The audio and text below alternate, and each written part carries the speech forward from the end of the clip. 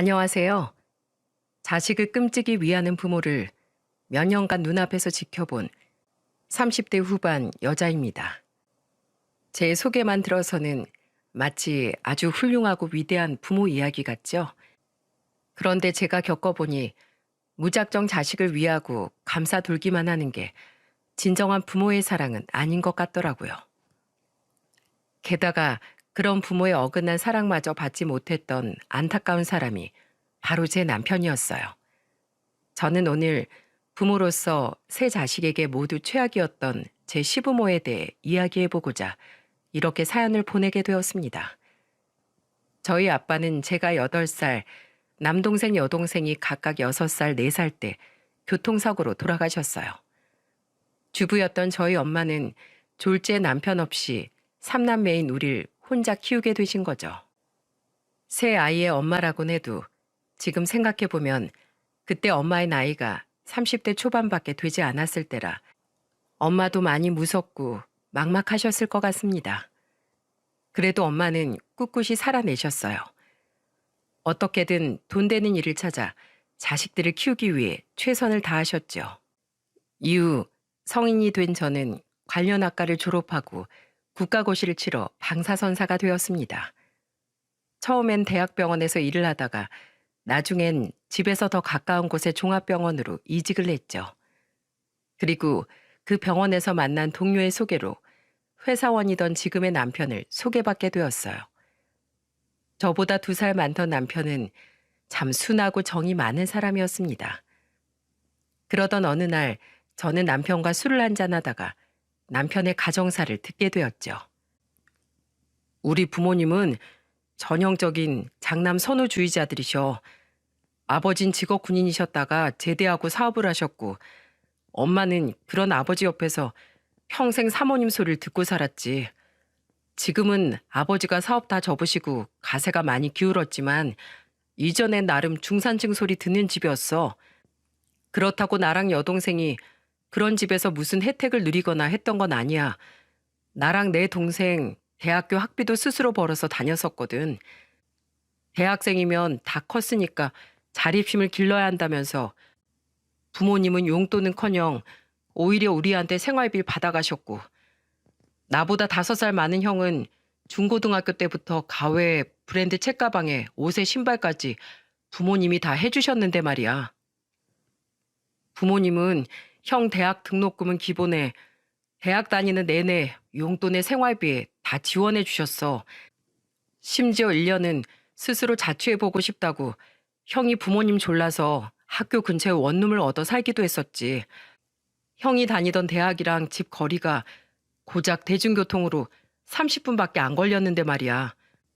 정작 나랑 내 여동생은 학비가 모자라서 중간에 휴학까지 했었는데 생활비 그만 달라는 말조차 없으시더라고. 남편은 쓰게 웃으며 술을 홀짝였어요. 저는 미처 알지 못하는 종류의 결핍인지라 어떤 말을 해줘야 할지 알 수가 없어 그저 남편의 빈잔에 술을 조용히 따라주었죠. 한 번은 내가 너무 휴학 가기 싫어서 부모님한테 한 학기 등록금만 좀 빌려달라고 한 적이 있거든.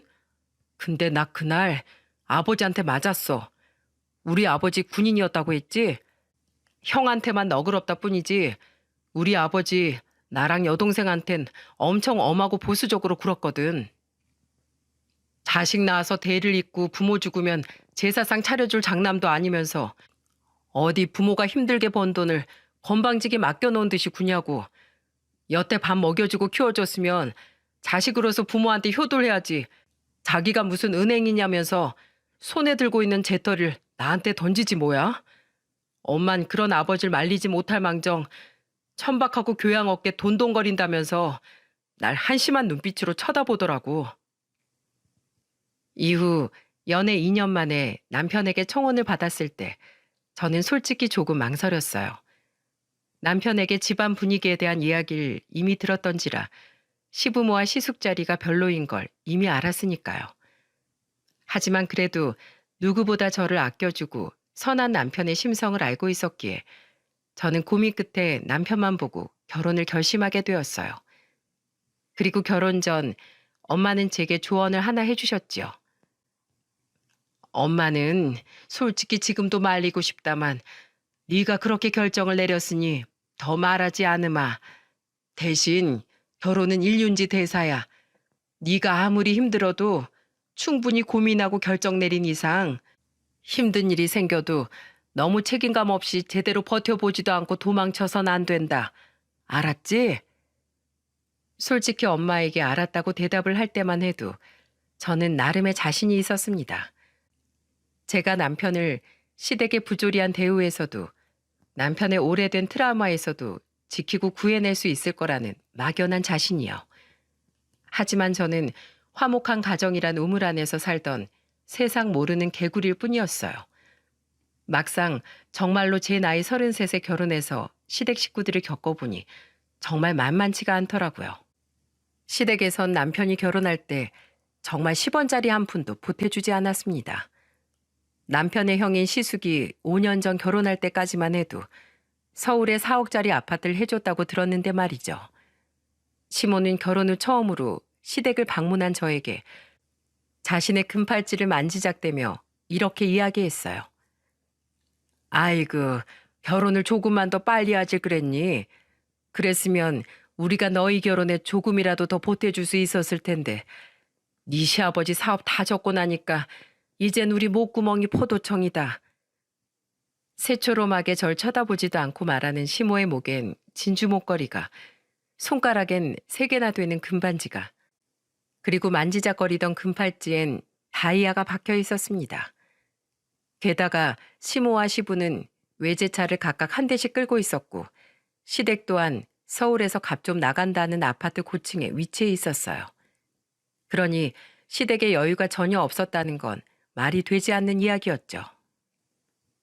어차피 결혼 전 남편에게 시댁에 대해 들었던지라 저는 큰 기대를 하지 않았습니다. 시댁에서 무언가 도와줄 거란 일말의 기대도 없었기에 형편이 좋지 않은 저희 집에서 엄마가 돈 1,000만 원이라도 시댁에 보낸다는 것도 제가 결사반대를 했었어요. 결국 엄마의 고집을 꺾고 남편과 제가 모은 돈에 대출을 껴서 우린 아파트 전세로 들어갔죠. 아무리 그래도 그렇지 자신들은 그렇게 값비싼 것들로 치렁치렁 치장을 해놓고 자식 결혼할 땐 땡전 한 푼 보태줄 생각도 안 했다는 걸 각 결혼한 며느리인 제게 부끄러움도 없이 이야기하는 시부모를 보니 정말 없던 오만 정도 다 떨어지더군요. 게다가 시부는 사사건건 저를 보면 트집을 잡아댔어요.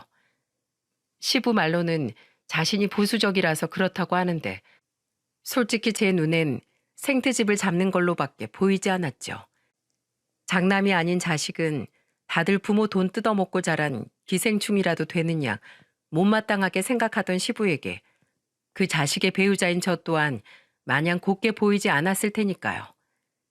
한 번은 결혼한 지 1년 조금 안 되었을 때 임신한 제가 시댁의 무릎 아래까지 오는 원피스를 입고 속엔 두꺼운 레깅스까지 신고 간 적이 있었습니다.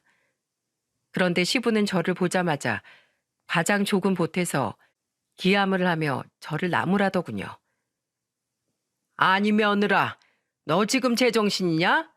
어디 세상 어려운 시부모 집에 오는데 이렇게 살 다 보이는 짧은 치마 입고 와. 남사스럽게. 내가 도통 눈을 어디다 둬야 할지 모르겠다. 네? 아버님, 이거 무릎도 다 덮는 긴 치마인데요. 게다가 인부복이라 엄청 펑퍼짐해서 몸 라인도 하나도 안 보여요. 그래도 짧아. 어디 결혼한 여자가 조신하지 못하게. 앞으로 여기 올 때는 바지만 입고 다녀라. 정 치마를 입고 싶으면 발등까지 다 덮는 걸 골라서 입고 오든가. 에휴, 눈 버렸다. 현철이 너도 참, 네 아버지 보수적인 거 알면서 마누라 간술 저렇게 하니? 어쩜 넌 네 형하고 다르게 똑 부러지는 구석이 하나도 없어. 미리미리 출발하기 전에 옷차림 점검 정도는 할 수 있었잖아. 늙은 네 아버지 소리 지르다가 혈압 오르게 하려고 작정한 거야? 그리고 옆에서 시모는 시모대로 시부의 말에 꼭 한마디씩 더 얹곤 했습니다. 가만히 있던 남편을 이유 없이 나무라며 말이죠.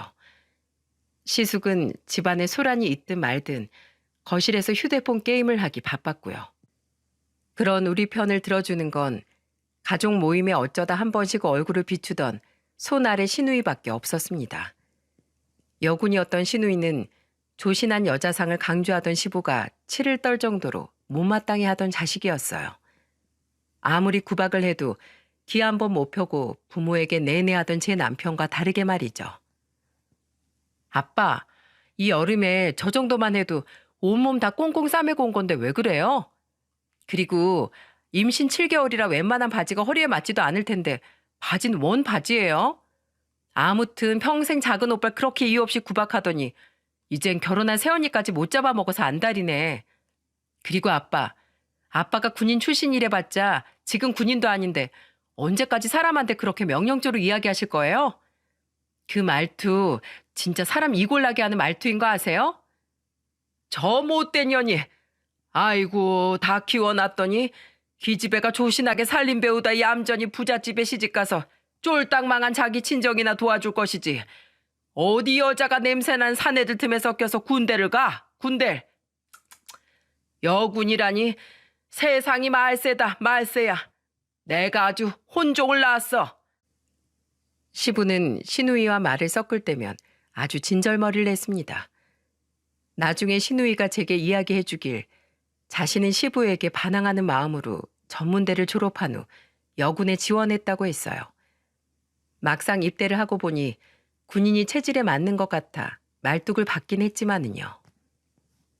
작은 오빠한테 들으셨죠? 우리 부모님 장남 빼곤 나머진 거의 주인 집에서 먹여주고 재워주며 거둔 일꾼 취급했던 거. 저 그 꼴 보기 싫어서 군대로 도망친 거예요. 하도 조선시대 여성상 타령하는 아빠 기아 많은 꼴 보고 싶기도 했고요. 그대로 이 집안이랑 인연 끊으려던 거 저마저 없으면 정말로 이 집에서 외톨이 될 작은 오빠가 마음에 걸려서 그나마 몇 번씩이라도 이 집에 얼굴 비추고 있는 거예요.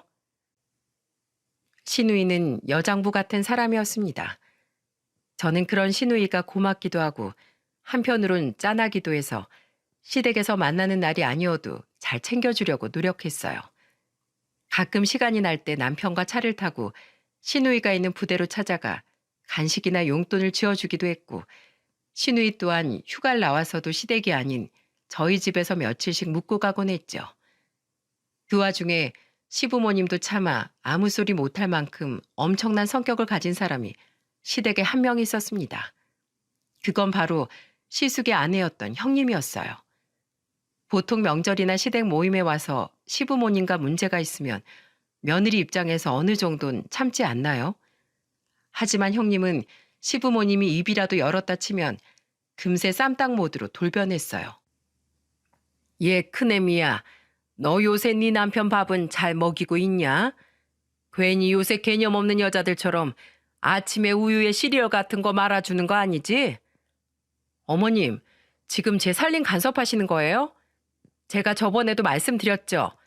남편 먹는 거 입는 거 저한테 물어보지 말고 남편한테 직접 물어보시라고요. 남편이 무슨 애예요?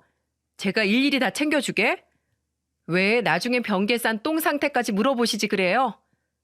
아니, 모름지기 아내는 집에서 남편 잘 내조하고 자식 잘 키우는 게 도리인데 넌 어째 내가 뭘 묻기만 하면 가시부터 돋치냐? 아, 지겨워 진짜. 야, 정윤철. 와서 너네 엄마한테 너 아침에 뭐 먹고 다니나 와서 말씀 좀 드려라.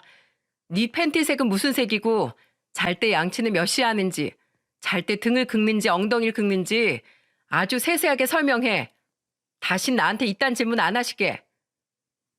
결혼하고 처음 다 같이 모인 시부의 생신에 형님의 적나라한 말을 듣고 제가 얼마나 놀랐는지 여러분은 상상도 못하실 겁니다. 게다가 그런 형님의 행동이 한두 번이 절대 아니었는지 오히려 시숙은 시모에게 짜증까지 내더라고요.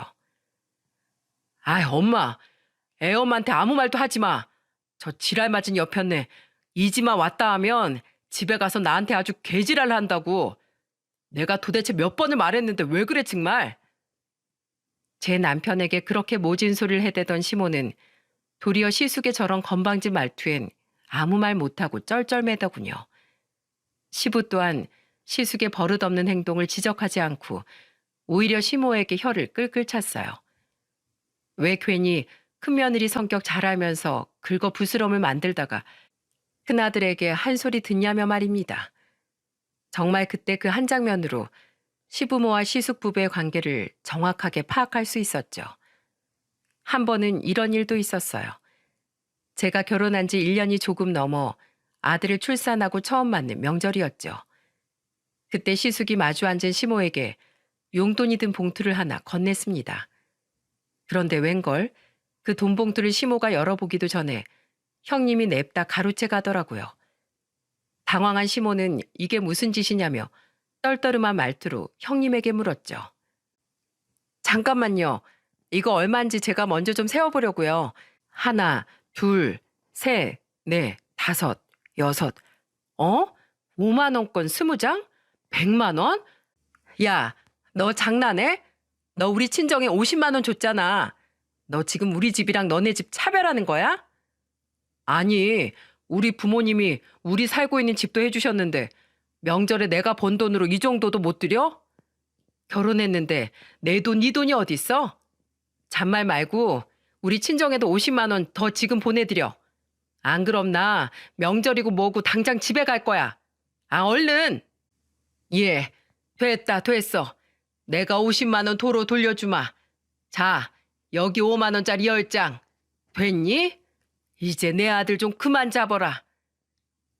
시부모가 옆에 있든 말든 아랑곳않고 싸우는 시숙부부를 보고 시모는 혀를 내두르며 불이 나게 봉투에서 다시 50만 원을 꺼내 형님에게 건넸습니다. 하지만 이미 형님은 기분이 상했는지 하루 종일 툴툴거리다가 보다 못한 시숙과 다시 대판 싸움을 벌였고 심지어 약주를 한잔한 시숙은 형님의 뒤통수까지 팍 하고 내리쳐 버리더군요. 다들 입을 떡 벌리고 있는데 거기다 형님은 전혀 기죽지 않고 오히려 시숙의 뒤통수를 2대나 때려버리더라고요. 그것도 주먹으로 말이죠. 그리고 험악해진 분위기 속에서 결국 형님은 자기 아들을 데리고 집으로 발을 쿵쿵대며 시댁을 나가버렸어요. 그리고 더욱 어이없는 건 작살난 분위기에 대한 화살이 우리 부부에게 돌아왔다는 겁니다. 시모는 갑자기 저와 남편을 째려보며 이렇게 말하더군요. 너흰 뭐 용돈 없니? 네 형 좀 봐라. 지 아내랑 저렇게 싸우면서도 고생한 자기 부모 주겠다고 100만 원이나 가져왔잖냐? 어머님, 저희도 가져오긴 했는데요. 사정상 많이 못 넣었어요. 아주버님넨 어머님 아버님이 집해 주셔서 대출도 없고 형님 친정에서도 많이 도움 주시잖아요. 근데 전 아직 애 낳은 지 얼마 안 돼서 휴직 중이기도 하고 저희 대출금 나가는 것도 한두 푼이 아니라서. 그래서 얼마 넣었는데? 어디 줘봐라. 20만 원? 아이고, 됐어. 이러니 내가 큰애랑 제일 비교를 안 하게 생겼어? 오늘 음식은 막내도 안 왔는데 너희 둘이 다 해라. 돈이 없으면 몸으로라도 때워야지. 윤철아, 넌 방에 들어가서 좀 자라. 큰며느리 때문에 아주 네가 진이 다 빠졌겠다. 너무 화가 났어요. 왜 뺨은 종로에서 맞고 엄한 한강다리 와서 화풀이인가 싶었죠. 게다가 잘못한 것도 없으면서 버림받은 강아지 마냥 어깨가 축 처져 있는 남편을 보자 정말이지 부하가 치밀어 오르더라고요. 저는 당장 아기를 안고 남편에게 말했습니다. 여보, 우리도 집에 가자. 집에 가자고. 저 돈 20만 원도 챙겨. 뭐해? 얼른 안 일어나고. 그런 제 말에 시모와 시부는 귀함을 하더군요. 시모는 저를 보고 기가 차다는 듯 앙카지게 소리쳤어요. 너 지금 뭐 하는 짓이니? 뭐긴 뭐예요? 애기 낳고 100일 조금 넘었는데 그래도 첫 명절이라고 오라고 성하셔서 겨우 찾아왔더니 온통 기분 상하는 일밖에 없는데 저희가 왜 여기 있어야 해요? 안 되는 형편에 겨우 마련해서 돈 들였더니 적다고 욕먹어. 일은 일대로 다 시켜. 가만히 있다가 엄한 화풀이 대상까지 되고 있는데요. 그리고 저도 이 집에서 하도 구박받느라 진이 다 빠져서 저희 집 제 방 가서 좀 쉬어야겠어요.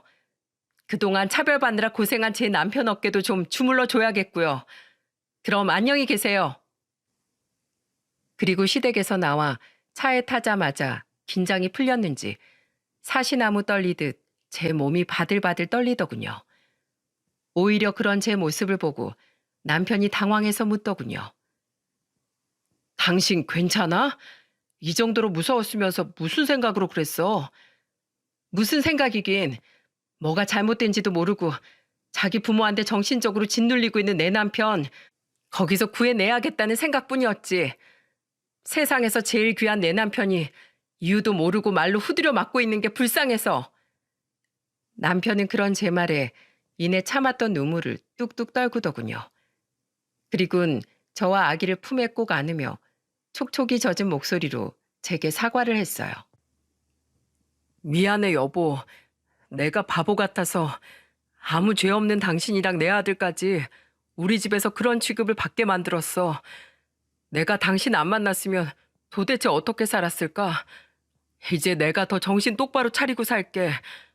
이렇게 겁 많은 당신이 나 때문에 후들거리면서 험한 소리 안 하고 살도록 말이야.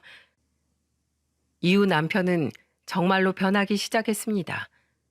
드라마틱하게는 아니었지만 시댁 식구들이 모두 놀랄 정도로 말이에요. 아직 자신에게 향하는 시부와 시모의 차별 섞인 말이나 핀잔에는 아무 말 하지 못했지만 적어도 그 화살이 저와 아이에게로 향하면 두 말 않고 화를 내거나 당장에 그 자리를 떴죠. 그래서인지 시부와 시모는 이전보다는 남편과 제 눈치를 조금이나마 보게 되었습니다. 그래도 여전히 무례한 건 마찬가지였지만은요. 그리고 우리 아들이 돌이 막 지났을 무렵 시숙 부부는 결국 이혼을 하고 말았습니다. 둘이 오래 못 살 줄은 이미 알고 있었어요. 눈만 마주쳤다 하면 서로 원수를 보듯 으르렁댔는데 오히려 오래도록 잘 사는 게 더 이상한 일이었겠죠. 형님은 아들에 대한 양육권과 재산 분할까지 받고 아주 깔끔하게 이혼한 후 친정으로 돌아가 버렸죠. 엎침대 덮친 격으로 이후 시숙은 하던 사업이 점차 기울더니 이내 본전도 건지지 못한 채 사업을 접고 말았어요. 그리고 결국 그 빚을 갚느라 결혼할 때 시부모님이 사주었던 아파트를 팔고 다시 시댁으로 들어가 살게 되었습니다. 시부모님이야 뭐 이혼하고 사업까지 쫄딱 망하고 온 시숙에게 타박 한 번 하지 않았어요. 도리어 자신의 아들이 세상에서 가장 불쌍한 비련의 남 주인공이라도 된 듯 굴며 시숙을 이전보다 더 품 안에 싸고 돌더라고요. 시간은 빠르게 흘러 어느새 제 아들이 5살이 된 무렵이었습니다. 당시 저는 아들을 어린이집에 보내며 복직 후 맞벌이 중이었죠.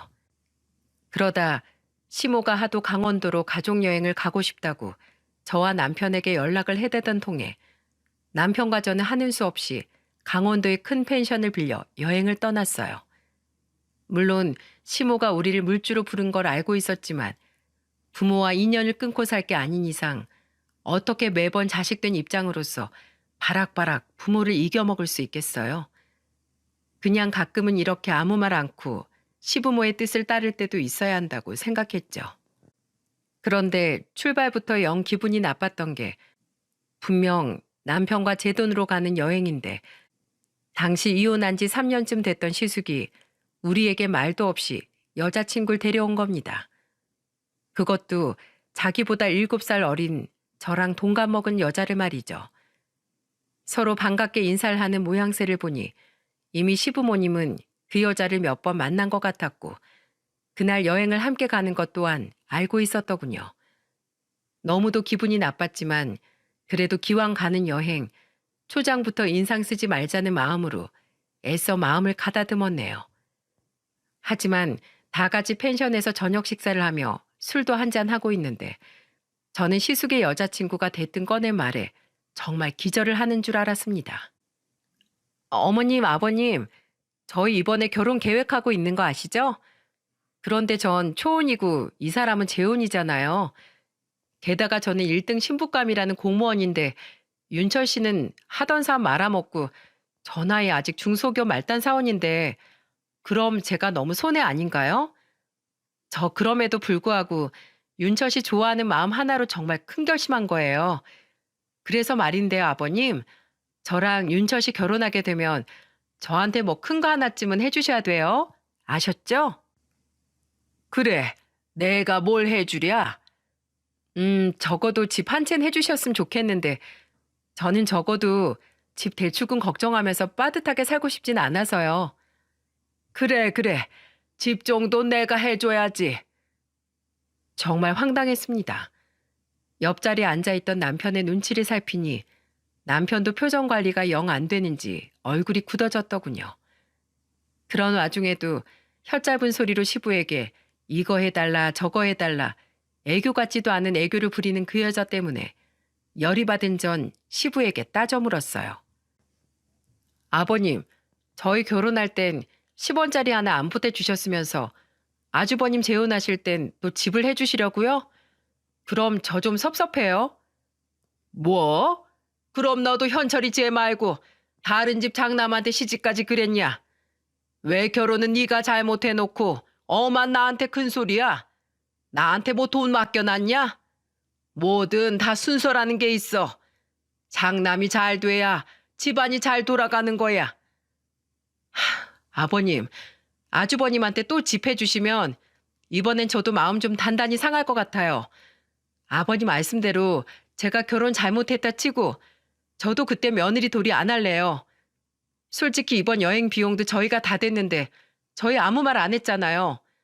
주는 자식 따로 있고 받는 자식 따로 있나요? 억울해요. 앞으로는 저도 딱 기본적인 도리만 하면서 살 거라고요. 제 말에 시부는 요즘 것들은 버릇이 없다며 혀를 끌끌 차더군요. 그런데 그 옆에서 시숙의 여자친구라는 사람이 아주 기름에 불을 붓더라고요. 저는 열이 받아 그 여자의 말에 지지 않고 맞받아쳤죠. 그러게요. 요새 사람들은 참 싸가지가 없다니까요. 저기 동서, 시세 많은 건 좋은데 그것도 자리 봐가면서 해야지. 어른한테 그게 무슨 말버릇이야? 뭐 동서? 싸가지? 야, 너 나랑 동갑이라며. 날 언제 봤다고 싸가지 같은 말을 짓거려? 그리고 아직 결혼도 안 한 게 어따 대고 동서라고 하대야? 어머머, 아버님, 저 여자 싸나운 것 좀 봐요. 여태 저런 여자를 며느리라고 데리고 사셨어요? 아버님, 어머님 많이 힘드셨겠다. 저런 사람은 밖에서도 자기 화를 잘 주체 못해서 사회생활 하기도 힘들 텐데 저런 사람을 뭐라고 하더라? 아, 사회 부적응자라고 하잖아요. 아버님, 제가 시집 오면 저 여자보다 100배는 더 며느리 노릇 잘할 수 있어요. 그러니까 꼭 저 결혼할 때 예물도 빵빵하게 해주시고 집도 해주셔야 돼요. 저기 이봐요. 당신 말이 너무 심한 거 아니에요? 뭐라고? 너 말 다 했어? 와, 정말 열이 뻗쳐서 환장을 하겠더군요. 화가 난 남편이 그 여자에게 한마디 하려는데 그보다 먼저 분에 못 이긴 저는 제 앞에 놓여있던 소주잔의 소주를 그 여자의 얼굴에 뿌려버렸습니다. 놀란 그 여자가 비명을 지르자 일이 더 커지겠다고 생각했는지 그제야 시부모 둘이 저를 말리더라고요. 결국 그날 저는 너무 화가 나서 잠들었던 아들을 깨워 남편과 함께 서울로 먼저 올라와 버렸습니다. 남편 또한 운전하며 저를 달래다가 자신도 분에 못 이겨 화를 내다가 정말 난리도 아니었네요. 그 일을 계기로 우리는 한동안 시댁의 발길을 끊었습니다. 시부모에 대한 우리의 인내심이 거의 바닥을 보이고 있었거든요. 그런데 그 해가 채 지나기 전에 언젠가부터 자꾸 가슴과 겨드랑이 쪽에 멍울이 만져지더라고요. 평소 일을 하면서 유방암 검사를 받는 사람들을 많이 봤는데 왜인지 제 증상이 그 유방암 증상과 비슷한 것 같아 저는 혹시나 하는 마음으로 검사를 받아보게 되었습니다. 그리고 결과는 충격적이었어요. 제발 아니길, 암 같은 무서운 병이 나에겐 찾아오지 않았길 간절히 빌었건만 저는 결국 유방암 초기 판정을 받았죠. 의사는 다행히 초기에 발견된 거라 수술과 항암 치료를 받으면 목숨에는 거의 지장이 없을 거라고 말을 했지만 암에 걸려본 분들은 아실 거예요. 암이라는 단어 자체가 주는 두려움과 절망감을 말이죠. 저는 당장 일을 휴직하고 암투병을 시작했습니다. 암이 자리한 쪽 가슴에 부분 절제술을 받고 저는 6개월의 항암 치료를 받게 되었어요.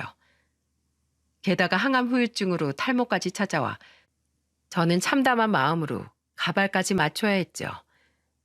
아직 어린 아들이 갑자기 너무 비어버린 제 머리를 보고 놀랄까봐 말이에요. 그렇게 집과 병원을 오가며 육아와 암투병을 병행하던 나날을 계속하고 있었습니다. 그러던 어느 날 어린이집에서 유치원으로 옮긴 아들을 등원시키고 얼마 되지 않은 시각이었어요. 누군가 저희 집 초인종을 누르더군요. 남편도 출근한 마당에 이 아침에 찾아올 사람이 누구지 싶어 인터폰으로 밖을 보니 웬걸 시모가 저희 집 문 앞에 멀뚱히 서 있더라고요. 깜짝 놀란 전 우선 문을 열어 시모를 집으로 들였습니다. 어머님, 어쩐 일이세요? 몸은 괜찮냐? 이거 암에 좋은 약이라고 해서 사왔다. 얼른 잘 먹고 낫거라. 그러면서 시모는 제게 한약 상자를 건네주었어요. 솔직히 제 수술 때도 퇴원을 해서도 전화 한 통 없던 시모가 마냥 달갑지만은 않았습니다. 그래도 마지막 만났을 때 안 좋게 헤어졌음에도 불구하고 시부모로서 아픈 며느리를 걱정하긴 했던 것 같아 저는 조금 마음이 풀어졌네요. 하지만 뒤이어 들려온 시모의 말에 저는 그만 기함을 하고 말았어요. 뭘 이런 걸 다. 감사해요 어머님, 잘 먹을게요. 그래, 잘 먹어라. 그래, 그건 그거고 너희 요샌 좀 먹고 살만하지? 이번에 현철이 차도 바꿨다면서. 아, 네. 그 사람 예전에 처음 산 중고차 거의 10년을 넘게 타고 다녔잖아요. 이제 거의 폐차 직전이라고 해도 될 정도로 낡아서 어쩔 수 없이 새 걸로 큰맘 먹고 샀어요. 그래, 그만한 여윤이 있다고 하니 그럼 내가 미안한 맘 안 가지고 하나 물어보마. 너 이번에 수술 받고 암보험금 나왔니? 네, 그것 때문에 그래도 한숨 좀 돌렸네요. 가뜩이나 당분간 일도 못하고 병원비도 만만치 않게 드는데요. 근데 그건 왜요? 그럼 나 한 1억만 좀 빌려다오. 네? 갑자기요? 황당했어요. 아직 다 나은 것도 아니고 아직 암투병 중인 며느리에게 대뜸 찾아와 괜찮냐는 말 딱 한 번 한 뒤에 바로 돈 이야기를 꺼내다니요. 그것도 다른 것도 아닌 제 암보험금을요. 윤철이 이번에 재혼하는 거 그때 너도 들어서 알지?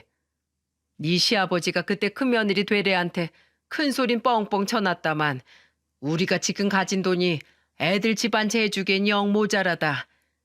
네 시숙 나이가 벌써 40 중반인데 걔가 어딜 가서 애 딸린 여자도 아닌 공무원 처녀를 만나겠니? 좋은 혼처 있을 때 얼른 보내야지. 근데 그 여자애가 집 안에 오면 절대 결혼 못한다고 네 시숙한테 엄포를 놨댄다. 아유, 그러니 어떡하니? 동생인 너희가 당연히 도와야지 않겠어? 내가 그 돈 빌려주면 이 은혜는 잊지 않으마. 어머님, 정말 해도 해도 너무하신 거 아니에요? 그때 강원도에서 제가 말씀드렸죠. 아주버님 집 해주시면 저 정말 서운할 것 같다고요. 그런데 어떻게 암 걸린 며느리한테 찾아와서 그것도 암 보험금을 아주버님 집값에 보태라고 요구하실 수가 있어요. 그리고 저 보험금 1억만큼이나 받지도 못했어요. 울화가 치밀었습니다. 어떻게 엄마라는 사람이 같은 배에서 난 자식을 이렇게나 차별할 수 있나요? 시모가 한 행동은 마치 저희 남편의 가정을 시숙을 돕기 위한 보험처럼 여기고 있는 거 아닌가요? 하지만 시모는 제 태도에 당황하긴커녕 도리어 뻔뻔하게 이런 말을 하더군요. 보험금이 그만큼 안 돼도 너희 모아놓은 돈이 있을 거 아니야. 넌 그깟 돈 몇 푼으로 네 시숙 앞날을 막아서야 되겠어? 어머님 눈엔 아주버님만 자식이고 제 남편은 자식도 아니에요? 그리고 설사 1억이 있다고 한들 저는 그 돈 못 드려요. 어머님, 이거 가져가세요. 어머님이 주신 약 같은 거 저 줘도 안 먹을 테니까 얼른 가지고 저희 집에서 나가시라고요. 뭐? 못 줘? 너 지금 이 시애미 말을 무시하는 거냐? 내가 그냥 달래? 빌려달라잖아. 갚는다고. 언제요? 언제 갚으실 건데요? 거 봐요. 아무 말씀 못 하시죠? 안 봐도 눈에 훤해요. 설사 어머님 아버님께 1억이 다시 생긴다고 해도 어머님 아버님은 분명 또 그 돈 우리한테 숨기고 시숙님한테 다 퍼주실걸요? 어머님, 양심이라는 게 있으셔야죠. 전 이제 아주버님 이야기만 들어도 지긋지긋해요. 신물이 난다고요. 그렇게 장남이 소중하면 어머님이 대출을 받든 집을 팔든 해서 그 돈 마련하시면 되잖아요. 뭐? 이게 진짜 보자 하니까? 너 내가 웃음냐? 오냐, 너 오늘 날 잡자. 내가 안 그래도 너 벼르고 있었는데 오늘 내가 인성교육 한번 제대로 시켜주마. 순식간이었습니다. 시모는 갑자기 냅다 제 머리채를 휘어잡더군요. 가뜩이나 하루가 멀다 하고 숭덩숭덩 빠지던 머리는 힘없이 시모의 손에 한 움큼씩 뽑혀져 나갔죠. 이 시건방지기 짝이 없는 년, 이 머리 빠지는 것 좀 봐라. 네가 평소에 심보를 그렇게 더럽게 쓰니까 하늘이 천벌을 내려서 몹쓸 암에 걸린 거야. 어차피 얼마 안 가 다 빠져버릴 머리 이참에 내가 다 뽑아주마. 시엠이 무서운 걸 내가 오늘 너한테 아주 톡톡히 가르쳐 줄 거야. 너무 아파서 눈물이 줄줄 흘렀습니다. 저는 애써 시모의 손을 떼어내려 했지만 시모는 나이도 많은 사람이 어디서 그만한 힘이 나오는지 소나기 힘이 장난이 아니더군요. 거기다 시모는 제 머리채를 잡아 뜯는데 그치지 않고 제 얼굴이며 팔이며 배며 사정없이 주먹으로 때리고 걷어차기 시작했어요. 정말 미치고 팔짝 뛰는 줄 알았습니다. 차마 어른이라 시모와 똑같이 손찌검을 할 수도 없는 노릇이고 시모와 똑같은 사람이 되고 싶지도 않아 저는 알아드는 시모의 손발을 맥없이 막고 있을 수밖에 없었어요. 그 와중에 땅바닥에 쓰러져 잔뜩 웅크리고 있으면서도 저는 수술을 받았던 부위만큼은 맞지 않으려고 필사적으로 발악했죠. 그리고 이러다 제가 죽겠다 싶어 저는 주머니 속에 휴대폰을 꺼내 황급히 남편에게 전화를 걸었어요. 여보, 빨리 집으로 와, 빨리. 당신 엄마가 나 죽여. 이미 반쯤 정신이 나간 시모는 제가 남편에게 전화를 건 걸 아는지 모르는지 멈추지 않고 제게 손찌검을 하더군요. 그렇게 한 30분쯤 지났을까요? 제 전화를 받고 곧장 거의 날아오듯 차를 몰고 온 건지 남편이 헐레벌떡 집으로 달려 들어오더군요. 여보, 엄마, 지금 뭐 하는 짓이에요? 예? 떨어져요. 떨어지라고요. 남편이 황급히 시모를 제게서 떼어놓았습니다. 그리고 저를 부축하여 일으키는 남편에게 저는 흐느끼며 말했어요. 당신 엄마 미쳤어. 글쎄 나한테 뭐라는 줄 알아? 내 암 보험비에 모자라면 우리 모은 돈까지 보태서 1억을 달래. 당신 형 재혼할 때 집해줘야 된다고. 그래서 내가 싫다고 양심도 없냐고 했더니 그때부터 날 복날 개패드 때렸어. 어떻게 사람이 이럴 수 있어? 엄마, 지연이 말이 진짜예요? 엄마 미쳤어요? 돌았어요? 얘 암 환자예요. 아직 항암 치료 중인. 아이고, 암이 뭐 대수냐? 벼슬이야? 그깟 유방암 초기 아무나 다 걸렸다 낫는다더라. 그 정도면 거의 감기 아니냐? 감기 한번 걸린 것 가지고 꽁돈 다 먹었으면 지방 경사에 나눌 줄도 알아야지. 하여간 없는 집 것들은 생전 나눌 줄을 몰라. 그래, 내가 며느리 교육 좀 시킨다고 좀 때렸다. 그게 뭐? 왜, 네 엄마 경찰에 신고라도 하려고? 그때였어요. 누군가 또 저희 집 초인종을 누르더군요. 그리고 남편이 현관문을 열자 들어온 사람들은 정말 뜻밖의 인물들이었어요. 그 사람들은 바로 경찰이었어요. 남편은 냉정한 얼굴로 시모에게 말했죠. 엄마 성견 지명 있으시네요. 오는 길에 보통 일이 아닌 것 같아서 제가 신고했어요.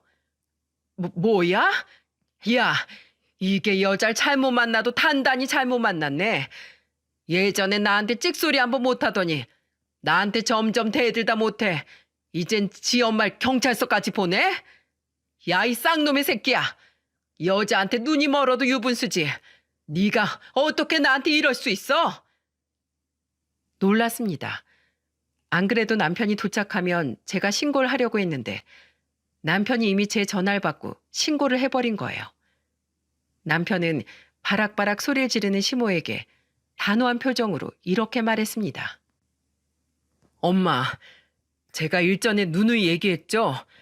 저는 몰라도 제 아내는 건드리지 마시라고요. 저는 더 이상 저를 버린 자식 취급하는 내 부모가 제 소중한 아내를 이런 식으로 취급하는 거 못 참아요. 그리고 오늘 엄만 넘지 말아야 할 선을 넘은 거예요. 엄마, 제가 경찰에 엄마 신고한 게 무슨 뜻인지 알겠죠? 이제 엄마랑 우리 인연은 끝이라는 소리예요. 저한텐 이제 더 이상 부모 없어요. 제 가족은 오로지 아내랑 아들 둘뿐이에요. 시모가 하도 발악을 하는 통에 우리는 따로 차를 몰고 경찰서로 향하게 되었어요. 시모는 경찰들과 함께 경찰차를 타고 끌려갔고요. 그리고 경찰서에 도착해 보니 경찰들은 시모가 하도 패악을 부리는 통에 혀를 내두르고 있더군요. 시모는 경찰이 말리는 와중에도 끝까지 정신을 차리지 못하고 저와 남편에게 쌍욕을 하더군요. 저는 그런 시모의 말을 잘근잘근 씹으며 진술서를 작성했고 저를 죽일 듯이 노려보는 시모에게 딱 한마디를 해주고 나왔네요. 어머님, 참 인생이 딱하시네요. 진짜 자기 위했던 자식이 누군지도 모르고. 어머님이 그렇게 애지중지하던 큰아들이 어머님 눈꽃만큼이라도 위하는 줄 아세요? 천만에요. 어머님이 어디 아프기라도 하면 저 혼자 살겠다고 제일 먼저 내빼버릴 사람이 바로 그 사람일걸요? 어디 한번 그 잘난 아들이랑 평생 잘 살아보세요. 그리고 절대 나중에 후회하면서 이 사람한테 괜히 전화할 생각 하지 마시고요. 솔직히 더 심하게 퍼부어주고 싶었지만 저는 정말 마지막 지성인의 이성을 발휘해 겨우 분을 참고 경찰서를 나왔습니다. 이후 저와 남편은 시모와 합의를 진행하지 않았고 시모는 결국 벌금형을 물게 되었어요. 뭐 대단한 처벌을 받았던 건 아닌지라 남편도 저도 그저 시모가 처벌을 받았다는 사실 정도에만 만족하기로 했죠. 우린 신우이를 제외한 모든 시댁 식구와 인연을 끊었습니다. 신우이에게 듣기로 그 일이 있고 몇 달 뒤 어찌저찌 시숙은 재혼을 한 모양이더라고요. 그들은 당연히 우리를 결혼식에 초대하지 않았죠. 어차피 초대한데도 갈 생각도 없었지만은요. 그리고 또 몇 달 뒤 저희 집에 놀러왔던 신우이는 우리에게 역대급 대반전 같은 이야기를 해주었습니다. 결국 서울에 집어들 돈은 안 돼서 엄마랑 아빠가 인천에 있는 그럴싸한 신축 빌라 전세를 큰오빠한테 얻어줬거든요. 그 큰오빠랑 결혼한 여자한텐 전세라는 말은 숨기고요. 근데 새언니 그거 알죠? 요새 전세 사기다 뭐다 말 엄청 많은 거. 큰오빠가 들어간 그 집이 글쎄 전세 사기 매물이었더라고요. 그때 그 얌체 같은 여자는 그대로 짐을 싸서 집을 나가버렸어요. 아주 빛의 속도로요. 어차피 혼인신고도 안 했으니 이 집에 자기 책임은 일절 없다면서요. 에휴, 억울해도 어쩌겠어요. 큰오빠만 낙동강 오리알 된 거지. 전세금 다 날려먹고 큰오빠 완전 개털돼서 다시 부모님 집으로 들어갔어요. 엄마 아빠도 가진 돈 다 털어서 큰오빠 결혼식 시켜주고 집 얻어주고 했던 거라 노후자금까지 홀라당 날렸고요. 그냥 그 집에서 세 사람 손가락 쭉쭉 빨며 살다가 나중에 정 돈 없으면 그 집 팔고 작은 집으로 이사 가던가 하겠죠 뭐. 이제 작은 오빠도 새언니도 그 집에 발길 끊었으니까 저도 더는 그 집 안 가려고요. 가봤자 나 혼자만 왕따일 텐데요 뭐. 아휴 후련하다. 신우이는 지금의 자유로운 생활이 너무 좋아 당분간은 결혼 생각이 없다고 합니다. 저는 멋있고 고마운 우리 신우이에게 우리 집이 시댁 대신 돌아오고 싶은 고향집이 되었으면 해요. 그리고 신우이가 만약 결혼을 하게 된다면 제가 시모 대신 친정 부모 역할을 해주고 싶습니다. 비록 신우이가 저보다 한 살 많긴 하지만 뭐 그게 중요한 건 아니잖아요. 저희 엄마는 제가 시댁과 인연을 끊었다는 이야기를 듣고 그저 잘했다고 말씀해 주셨습니다. 그리고 제 남편에게 마음이 많이 쓰이셨는지 엄마는 우리를 종종 불러 아무 말 없이 밥을 차려주시곤 해요. 시집 장가를 간 제 동생들도 가족을 잃은 남편에게 형제가 되어주고 싶다며 남편에게 무척 잘해주곤 합니다. 제 남동생은 가끔 제 남편과 밖에서 따로 만나 술을 한 잔씩 하는 것도 같더라고요. 그리고 시모는 웃기게도 아직도 저에게 문자로 저주를 퍼붓곤 합니다. 저는 상종하고 싶지 않아 그 문자들을 전부 무시했어요.